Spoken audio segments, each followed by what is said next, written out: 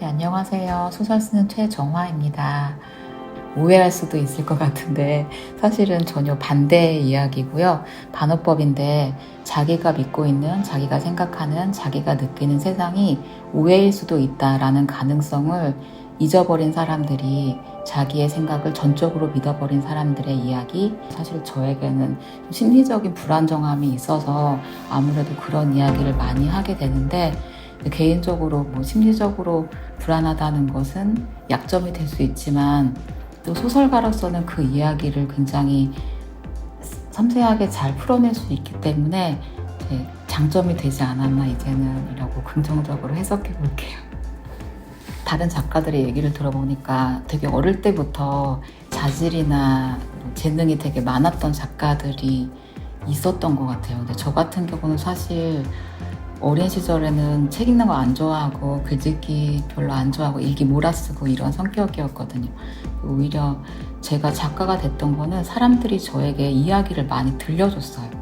그런데 예를 들어 친구의 이야기를 들어보면 그 친구는 사람들과 굉장히 잘 어울리지만 뒤에서 나에게 해준 이야기는 사실 나는 이래 라고 다른 이야기를 털어놓을 때, 아, 내가 보고 듣는 것이, 내가 감각하는 것이 전부가 아니구나 라고 하면서 이면에 대해서 많이 생각할 기회가 있었던 것 같고, 그래서 사람들이 나한테 얘기를 많이 들려줬기 때문에 내가 글을 쓰게 된 게 아닌가라는 생각을 하게 되었어요. 지금 카메라에서 티가 나지 않기를 바라는데 제가 아주 살짝 대인기피가 있어요. 그래서 심할 때는 이렇게 마트에서 물건을 사는 것도 굉장히 스트레스를 받을 정도로 사람을 대면하는 걸 좀 어려워하는데, 그냥 일반적인 사람들은 사실은 눈이 없기 때문에 조금 두렵거나 섬찟한 느낌을 받으실 수 있어서 그래서 소설과 어울려라고 느낄 수도 있는데, 사실 저한테는 어떤 사람들의 시선을 벗어날 수 있는 시간이었던 것 같아요. 그래서 눈이 없는 그림이 이렇게 사람에게 편안한 감정을 들게 할 수도 있구나라는 것을 느꼈고, 그래서 이 자리를 빌어서 제 사파에 눈을 그려 넣어주지 않으신 최한욱 선생님께 정말 감사를 드립니다.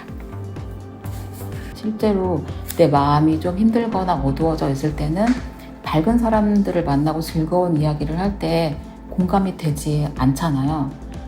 그래서 오히려 책을 읽으면서 좀 깊게 가라앉은 이야기들, 상처받은 이야기라든가 힘든 마음의 이야기들을 읽을 때 오히려 내가 소통하고 있다라고 느꼈던 것 같고, 그 기억 때문에 저도 지금은 사실은 굉장히 건강하고 밝아졌지만, 분명히 사람이 인생을 살아가면서 어떤 시기에는 힘든 지점이 찾아오잖아요.